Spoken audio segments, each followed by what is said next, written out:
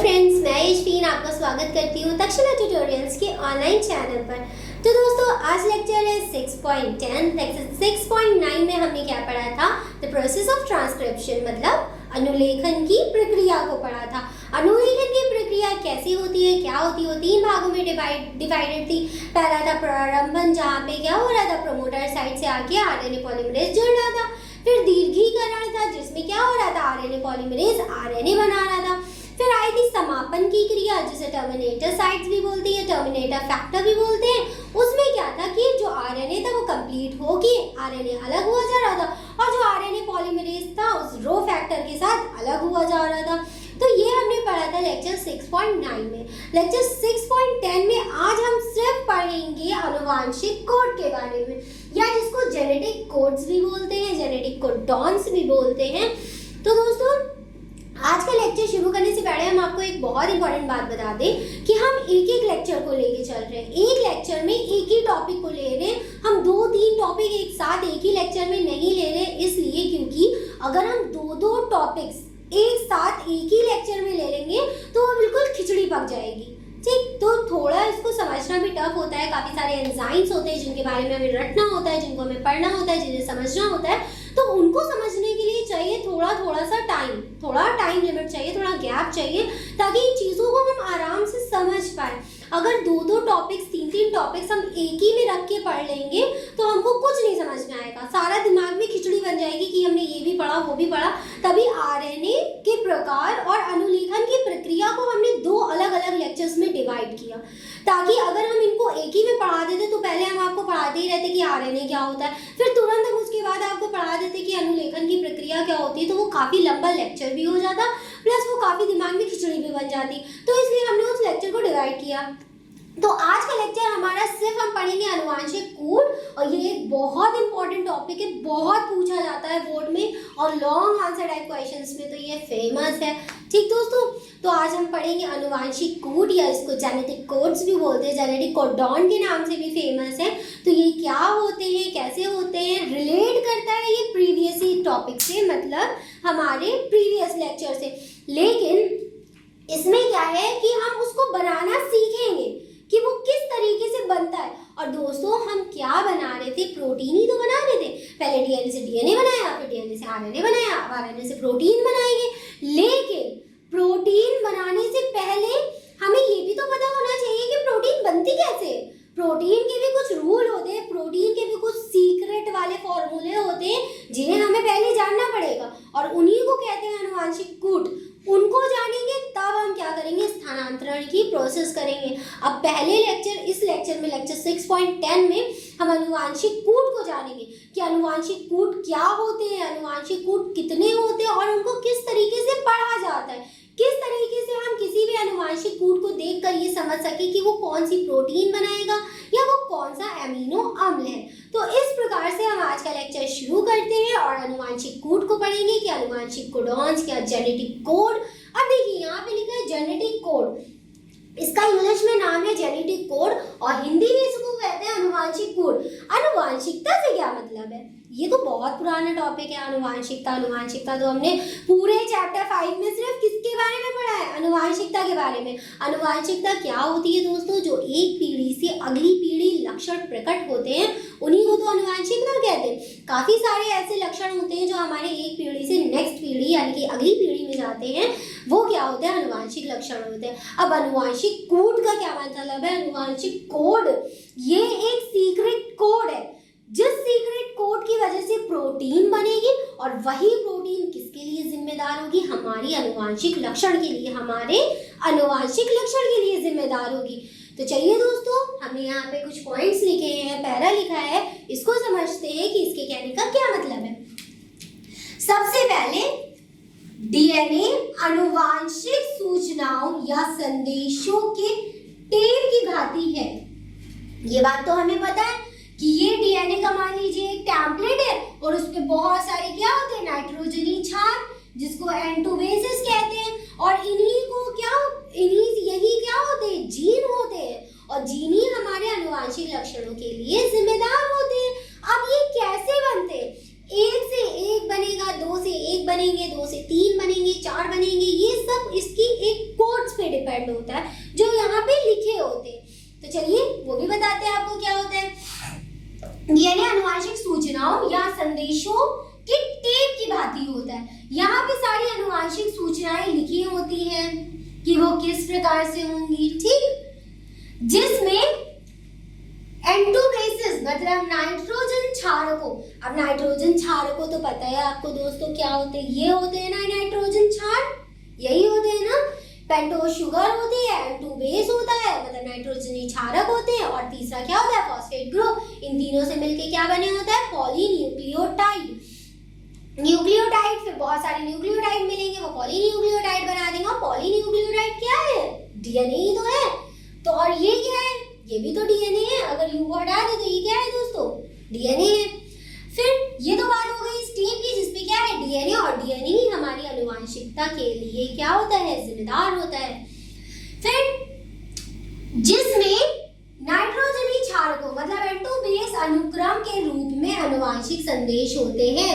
अब देखिए यही तो बात है, यहाँ पे लिखा है C G G, ये जो बातें हम लिख रहे हैं A यहाँ पे लिख दे T, कुछ भी हो सकते हैं अनुवांशिक कूट, कुछ भी हो सकते हैं। और यही अनुवांशिक कूट है, यही अनुवांशिक कोड है। जब इनको हम साथ में ले लेते हैं तो ये अनुवांशिक कोड हो जाते हैं। देखिए अब ये वाली लाइन अगर आपकी समझ में आ गई अच्छे से तो समझ लीजिए कि फिर आपको पता चल गया अनुवांशिक कोड क्या होते हैं।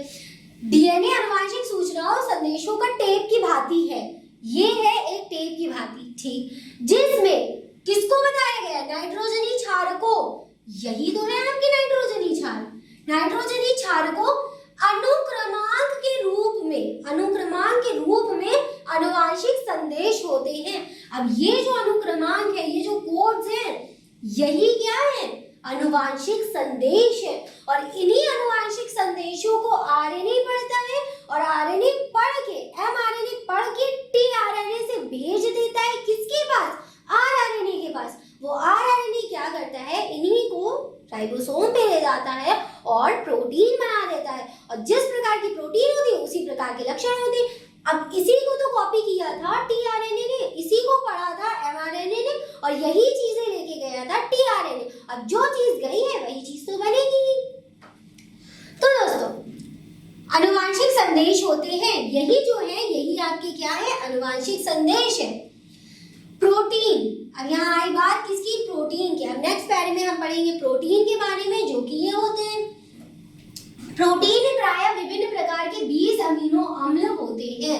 अब ये कौन सी बात हुई, प्रोटीन में 20 अमीनो अम्ल मिलते हैं। ये 20 अमीनो अम्ल वो अमीनो अम्ल होते हैं जो हमें पता है। काफी सारे अमीनो अम्ल ऐसे हैं जो कि हमें जिसकी जानकारी अभी तक नहीं है। एक प्रोजेक्ट बनता है जीनोमिक प्रोजेक्ट, जिसको जीनोम प्रोजेक्ट भी बोलते हैं, उसके बारे में हम आपको आने वाले लेक्चर्स में पढ़ाएंगे। लेकिन उसमें होता क्या है, बहुत इंटरेस्टिंग है कि ये जो कोडॉन्स हैं यही क्या है, अमीनो एसिड्स भी हैं। ये जो 3 कोडॉन है ये मिलकर एक अमीनो एसिड बनाते हैं।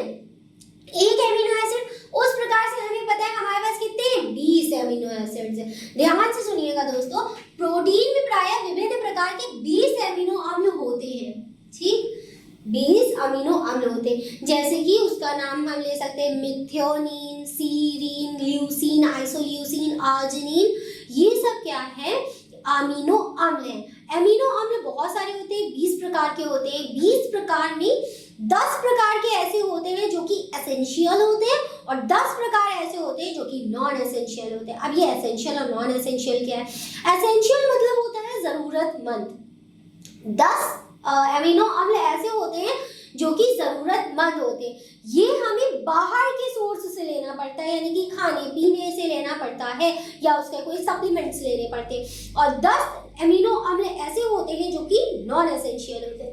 20 हमने पढ़े, 10 ऐसे थे जो जरूरतमंद थे, जो हमें बाहर से लेने पड़ते थे, और 10 ऐसे थे जो कि जरूरतमंद नहीं थे। वो जरूरतमंद इसलिए नहीं थे क्योंकि हमारी बॉडी वो अमीनो अम्ल खुद ही बना लेती है। ठीक दोस्तों, समझ में आया। 20 अमीनो अम्ल है हमारे पास, जिसमें से 10 एसेंशियल है, जरूरतमंद है, जो कि हमें बाहर से लेने हैं, और 10 जरूरतमंद नहीं है, वो नॉन एसेंशियल है। वो नॉन एसेंशियल इसीलिए है क्योंकि वो हमारी बॉडी खुद ही बना लेती है। जब वो खुद ही बना लेती है तो उसकी हमें जरूरत ही नहीं है, बाहर से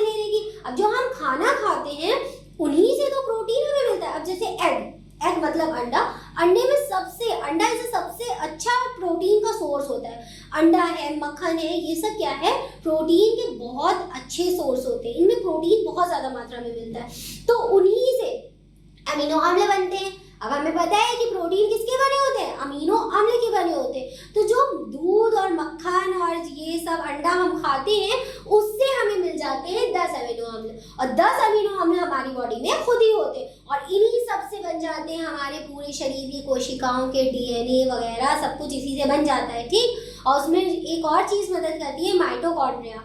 इन सब जो इतना काम हो रहा है कि डीएनए हमने पहले बनाया, फिर आरएनए बनाया, प्रोटीन बना रहे हैं, इतना सब काम माइटोकॉन्ड्रिया के बगैर अधूरा है, ठीक। माइटोकॉन्ड्रिया जब इन सबको एनर्जी देगी, क्यों कहते हैं mitochondria is a power house of the cell. Mitochondria एक पावर हाउस है सेल का, क्यों, क्योंकि वो एटीपी जनरेट करता है। ATP is energy. एटीपी क्या है, एक ऊर्जा है जो कि इसको देता है ताकि ये सब काम कर सके। अब हम ही आपके सामने खड़े होकर आपको पढ़ा रहे हैं, तो इसके लिए हमको भी एनर्जी चाहिए, ठीक। और वो एनर्जी हमको खाने पीने से मिलेगी, प्लस खाने पीने के अलावा हमारी सेल्स को एनर्जी एक चीज और से मिलती है, जो कि है माइटोकॉन्ड्रिया, ठीक दोस्तों। तो याद रखिएगा, माइटोकॉन्ड्रिया का काम क्या होता है, हमको एनर्जी प्रोवाइड करना। फिर यहाँ तक तो हमने आपको बता दिया, प्रोटीन में प्रायः विभिन्न प्रकार के 20 अमीनो अम्ल होते हैं, और वो अमीनो अम्ल 3 कोडॉन से मिलकर बनते हैं।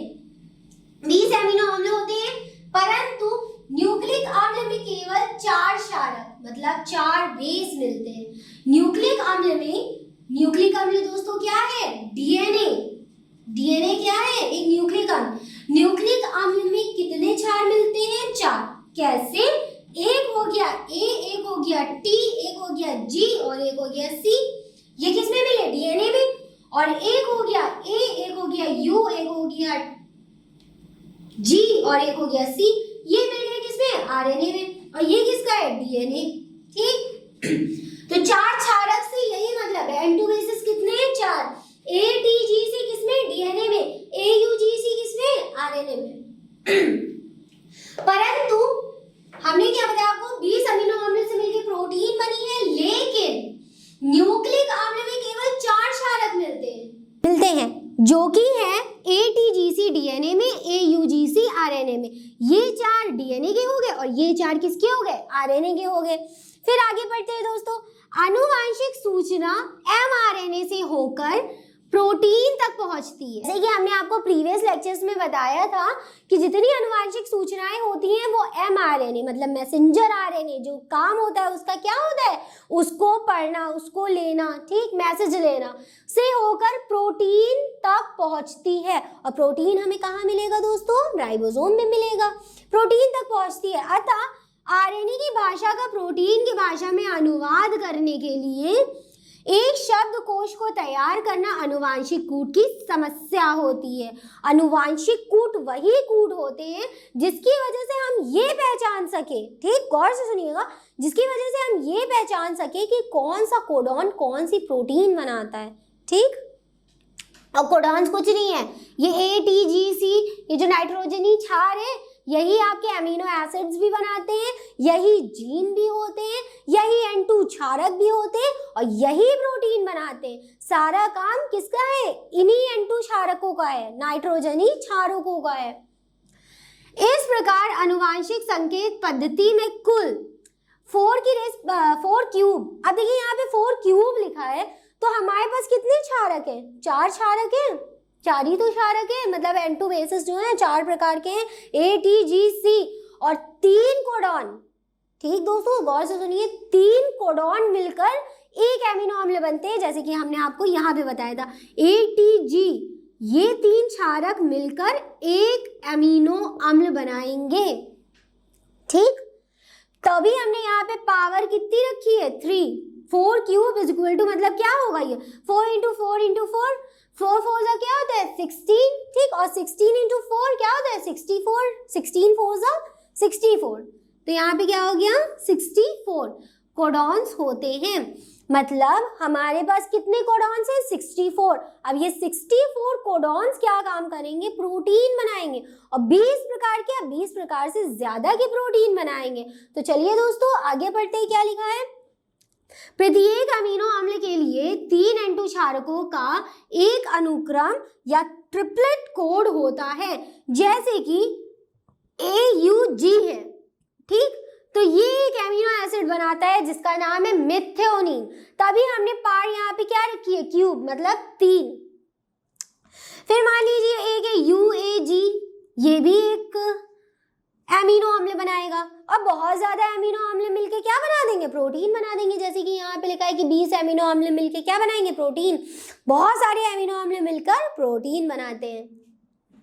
AUG लिखा है, UAG लिखा है, कुछ भी हो सकता है, ATG हो जाएगा, ये एक हो गया। फिर CCG, ठीक, CCG ये भी एक क्या हो जाएगा, एमिनो अम्ल बना देगा। एक ये हो गया, ठीक, फिर दूसरा ये हो गया, फिर तीसरा ये हो गया। ये कितने, इन 9 कोडॉन से कितने एमिनो एसिड बने, 3 एमिनो एसिड बने। तभी तो हमने आपको यहाँ कहा था कि 4 क्षारक हैं, ये 3 कोडॉन्स लेके कितने बनाएंगे, 64। 4 × 4 16, 16 × 4 = 64। ठीक दोस्तों, तो यहाँ पर इतना हमने पढ़ लिया। अब हमें क्या करना है, आगे पढ़ना है। बस इतना याद रखिए, यहाँ पर 3 कोडॉन जो कि यहाँ पे लिखा है, प्रत्येक एमिनो अम्ल के लिए 3 क्षारकों का एक अनुक्रम, मतलब 3 कोडॉन, ट्रिपलेट कोड, त्रिक कोड होता है। त्रिक कोड, जहां 3 कोड आपस में मिलेंगे, एक एमिनो अम्ल बन जाएगा और एक एमिनो अम्ल बन जाएगा। इसका एक एमिनो अम्ल बनेगा और इसका एक एमिनो अम्ल बनेगा, और ये दोनों मिलके कितने बन गए, 2 अमीनो अम्ल बन गए। ठीक दोस्तों, यहाँ तक के समझ में आ गया। अब चलिए आगे देखते हैं कि इस टॉपिक में हमको और क्या क्या आगे पढ़ना है। तो अब हम देखेंगे कि कोड क्या होते हैं, एंटीकोडॉन्स क्या होते हैं। कोड मतलब कोडॉन या एंटीकोडॉन क्या होते हैं, और ट्रिपलेट कोड क्या होते हैं। तो सबसे पहले कोडॉन, ये एक सिंगल नाम है, छोटा सा नाम है कोडॉन। जैसे कि हमने आनुवांशिक कूट पढ़ा था, उसी को क्या कहते हैं, कोडॉन कहते हैं। न्यूक्लियोटाइड के उस समूह को जिसमें किसी एक एमिनो अम्ल के लिए संदेश या कोड हो, कोडॉन कहलाता है। जैसे कि AUG 3 कोडॉन से मिलके क्या बना होता है, एक एमिनो अम्ल मिला होता है, और इसमें कितने हैं, 3 कोडॉन है। ठीक, और 3 से मिलके क्या बना है, एक एमिनो अम्ल। न्यूक्लियोटाइड के उस समूह को, न्यूक्लियोटाइड के, अब देखिए दोस्तों, यही तो न्यूक्लियोटाइड है, AUG N2 बेस, AUG ये जो DNA पे कोड्स थे, वही तो N2 बेसिस हैं। तो न्यूक्लियोटाइड के उस समूह को जिसमें किसी एक एमिनो अम्ल के लिए, एक एमिनो अम्ल के लिए मतलब ये जो कोड है, ये एक एमिनो अम्ल के लिए जिम्मेदार है। ठीक, it is responsible for only 1 amino acid. जिसमें किसी एक एमिनो अम्ल के लिए संदेश या कोड हो, उसे क्या कहते हैं, कोडॉन कहते हैं। मान लीजिए AUG लिखा है या यहाँ पे UAG लिखा हो, ठीक, तो ये भी एक एमिनो अम्ल के लिए जिम्मेदार कोडॉन है। फिर एंटी कोडॉन की बात करें, एंटी मतलब क्या होता है, उल्टा, मतलब कोडॉन का बिल्कुल उल्टा। तो tRNA दोस्तों पता है ना, ट्रांसफर RNA, जो एक जगह से दूसरी जगह आनुवांशिक सूचनाओं को लेके जाता है। tRNA में उपस्थित उस 3 क्षारक समूहों को जो mRNA में उपस्थित कोडॉन का पूरक, पूरक मतलब ऐसा कह सकते हैं उल्टा। ठीक, पूरक इसको इंग्लिश में कॉम्प्लीमेंट्री बोलते हैं और सप्लीमेंट्री भी बोलते हैं। पूरक हो, उल्टा हो, तो उसे क्या कहते हैं, एंटीकोडॉन कहते हैं। ठीक, एंटीकोडॉन्स क्या होते हैं, tRNA में उपस्थित 3 क्षारक समूह जो mRNA में उपस्थित कोडॉन के उल्टे होते हैं। ठीक, tRNA में जो थे वो mRNA के उल्टे होते हैं, जिसकी वजह से उसे क्या बोलते हैं, एंटीकोडॉन। फिर तीसरा हमारा कोड है त्रिक कोड। त्रिक कोड के बारे में हम आपको इससे पहले बता चुके हैं। त्रिक कोड मतलब ट्रिपलेट कोड। ट्रिपलेट कोड मतलब होता है 3 कोडॉन्स। ठीक, 3 मिलकर एक कोडॉन बनते हैं, 3 छोटे छोटे कोड मिलकर एक कोडॉन बनता है। 3 न्यूक्लियोटाइड्स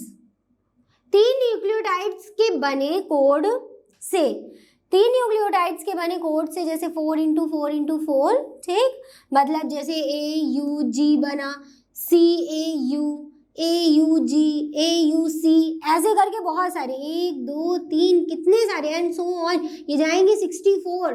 से 4 इंटू 4 इंटू ऐसे करके बताया गया हमने। जैसे हमने इससे पहले आपको बताया था 4 क्यूब, फिर कैसे 4 क्यूब है, हो जाता है ये 64।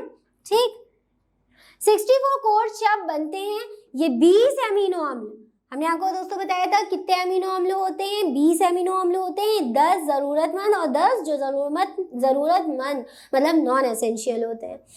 बने कोड्स अमीनो अम्ल के लिए आवश्यक से अधिक हो जाते हैं। अब देखिए, ये एक अमीनो अम्ल बना देगा, ये दूसरा अमीनो अम्ल बना देगा, ये तीसरा अमीनो अम्ल बना देगा, और यहाँ पे हमारे पास 64 की जगह 63 और है, तो ये कितने अमीनो अम्ल बना देगा, बहुत ज्यादा अमीनो अम्ल बना देगा। ठीक, तो वो 20 के लिए तो जरूरतमंद से ज्यादा है, जो कि अच्छे हैं। अगर ये 2 बनाते या 1 बनाते तो ये कम पड़ जाते, 20 अमीनो अम्ल के लिए ये कम पड़ जाते, लेकिन जो कि हमारे पास ये 64 है तो ये आवश्यकता से बहुत अधिक है 20 अमीनो अम्ल बनाने के लिए। 20 ही अमीनो अम्ल बनाएंगे, जिसकी वजह जो कि हमारे शरीर के लिए बहुत ही ज्यादा जरूरी होते हैं। तो चलिए दोस्तों, यहाँ तक के तो हमने पढ़ लिया। अब देखते हैं इस टॉपिक में हमें आगे और क्या पढ़ना है। दोस्तों अब हमें पढ़ना है श्रृंखला का समारंभ मतलब शुरुआत एवं समापन करने वाले कोडॉन्स। मतलब हमारे पास एक लंबी सी चेन है, ठीक, डीएनए की चेन है, जो कि 5 प्राइम से लेकर कहाँ तक जाती है, 3 प्राइम तक, या 3 प्राइम से 5 प्राइम भी जा सकती है, जरूरी नहीं है। इस पे कुछ कोड हैं, जिन 3 को मिलके क्या बनता है, एक कोडॉन मिलता है। ठीक दोस्तों, यहाँ पे बहुत ज्यादा क्या है, और यहाँ पे हम कुछ भी लिख सकते हैं, AGC, ठीक, AUG, या कुछ भी लिख सकते हैं, ACCG लिख सकते हैं। बहुत ज्यादा होते हैं, इनकी तादाद बहुत ज्यादा होती है, कुछ नहीं कह सकते कि कौन सा क्या होता है। यहाँ पे लिख देते हैं UAA, ठीक, यहाँ पे UAA हो गया, इसको थोड़ा दूर कर देते हैं। फिर लिख देते हैं यहाँ पे CC, जरूरी नहीं है, यहाँ पे लिख देते हैं UAG, कुछ भी लिख सकते हैं। इस प्रकार से ऐसी कोडिंग होती है डीएनए पे, और इन्हीं कोडिंग को पढ़ते जाते हैं और अमीनो अम्ल बनाते जाते हैं। इसी को दोस्तों अनुवांशिक कूट कहते हैं। अब देखिए, श्रृंखला का समारंभ। अब समारंभ हम इसकी शुरुआत कहाँ से कर दें, कहीं से भी कर देंगे? नहीं, ऐसा नहीं होता है। हम कहीं से भी इसकी शुरुआत नहीं करते, हमें अमीनो अम्ल बनाना है, ये याद रखिएगा। हम शुरुआत वहां से करते हैं जहां पे हमको AUG देखने को मिलता है साथ में। ठीक, अभी श्रृंखला में जहां पे भी आपको AUG साथ में देखने को मिलेगा, जस्ट वहीं से अमीनो अम्ल बनना स्टार्ट हो जाएंगे। अब यहाँ से चलते चला जाएगा, ठीक, हमको मिला AUG मिल गया। जैसे ही आपको AUG मिलेगा, AUG का एक अमीनो अम्ल बनता है जिसको मिथ्योनीन बोलते हैं। ठीक, मिथ्योनीन बोलते हैं, मिथ्योनीन।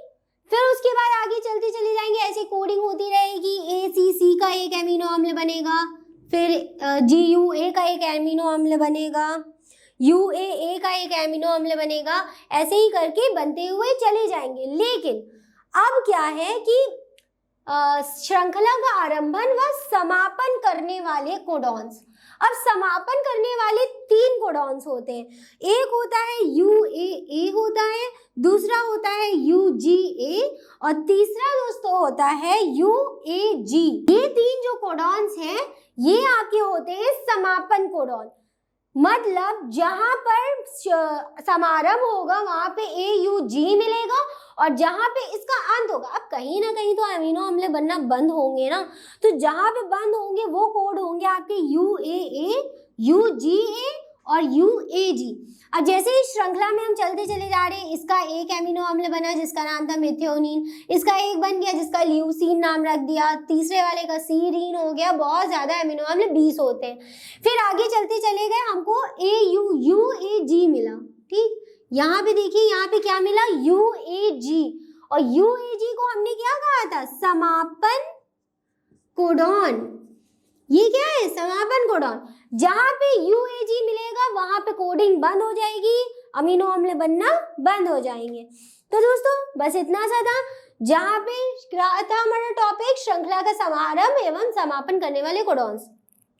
श्रृंखला का समारंभ कहाँ हुआ, मतलब शुरुआत कहाँ हुई, AUG पे हुई और उसका अंत कहाँ हुआ, UAG पर। ठीक, जरूरी नहीं है उससे पहले अगर मान लीजिए आपको क्या मिले, UAA मिल जाए, जैसे कि यहाँ पे है UAA, यहाँ मिला तो यहाँ पर भी क्या होगा, खत्म हो जाएगा बनना अमीनो अम्ल। ठीक, और ये सब अमीनो अम्ल बनते जाते और आगे जाके क्या बना देते हैं, प्रोटीन बना देते हैं राइबोसोम की मदद से। तो चलिए दोस्तों, यहाँ पे हमारा ये भी खत्म होता है। आज के टॉपिक में हमने क्या क्या पढ़ा, अनुवांशिक कूट क्या होते हैं, कोडॉन्स क्या होते हैं, जो डीएनए में नाइट्रोजनी क्षार मिलते हैं उन्हीं को अगर हम 3 इकट्ठा करके रख दें तो वो एक कोडॉन बन जाते हैं और वही 3 मिलकर एक अमीनो अम्ल बनाते हैं और बहुत ज्यादा अमीनो अम्ल के क्या बने होते हैं, प्रोटीन बने होते हैं। तो चलिए दोस्तों, आज का लेक्चर हमारे यहीं पे कंप्लीट होता है। इस लेक्चर से रिलेटेड सारे नोट्स आपको डिस्क्रिप्शन बॉक्स में मिल जाएंगे। तो दोस्तों, आज के लिए बस इतना ही, मिलते हैं अपनी नेक्स्ट क्लास में। Thank you.